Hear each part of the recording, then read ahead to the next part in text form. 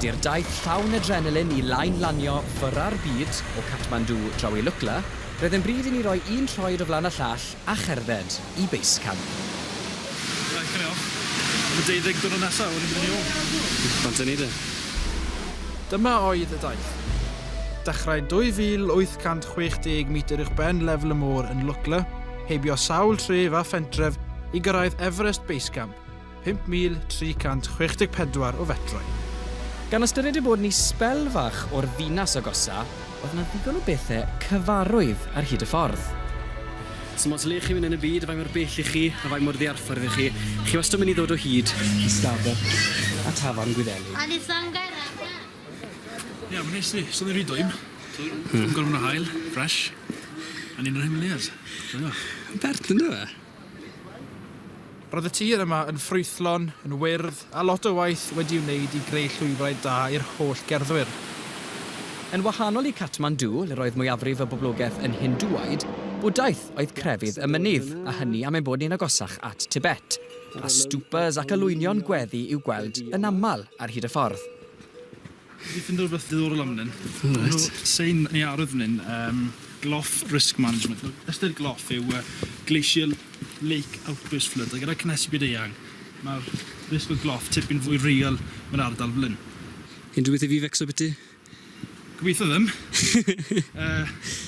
Os mae un yn digwydd, wedyn fydd ton mawr o ddŵr jyst yn llifo lawr yr holl stuff yn hyn. A bydd ddim lot o beth yna, ond gobeithio wneud e fyth digwydd. Ar ddiwedd y diwrnod cyntaf, pentref cysglyd Ffacting 200 metr yn is na Lukla oedd ein cartref am y noson.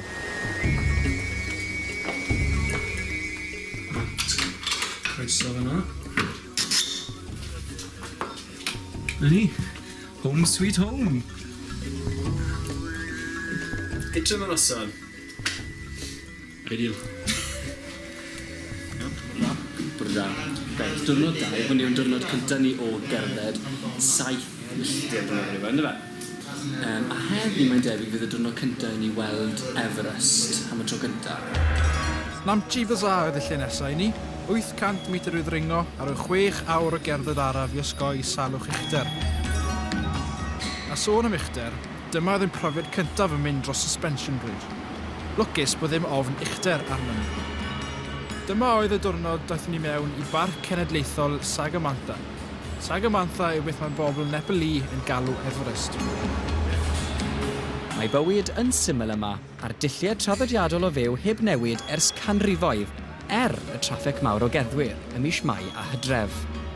O'r diwedd, fe gyrraeddon ni Namche Bazaar, tref 3,400 metr uwchben lefel y môr, ac yma fyddwn ni am 2 noson I hinsoddi, acclimatise. Yn Namche, gawson ni ein cibolwg cyntaf o fynydd Everest, a hwnnw tu ôl cerflun o'r Sherpa cyntaf I gyrraedd copa Everest ym 1953, Tenzing Norgay.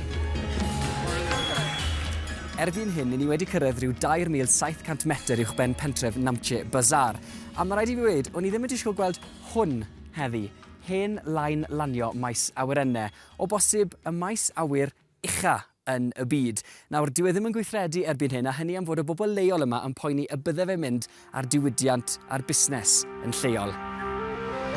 Gyda'r metro'n cynyddu'n raddol bach, a'r ardal yn cwmpas yn troi'n ddiffrwyth ac oer, fi dreul ni 2 ddiwrnod I gyrraedd Tangboche, ac yna Dingboche ar gyfer diwrnod hinsoddi arall. Ni'n dechrau teimlo effaith yr uchder erbyn hyn. Fi newydd ffeinto. Mae anwyd ydw fi a mae'n rhewi yma. Ydy, dal ddim yn dim ond greid chwaith. Ond fori ni gyda diwrnod acclimatisation, felly gobeithio fydd ni well erbyn nos y fori. Ie. Ond am nawr, nos da. Nos da. Wel, o ddim pwynt cwyno achos oedd dal 1,000 metr i'w dringo, a thridiau arall tan ein bod ni'n cyrraedd base camp.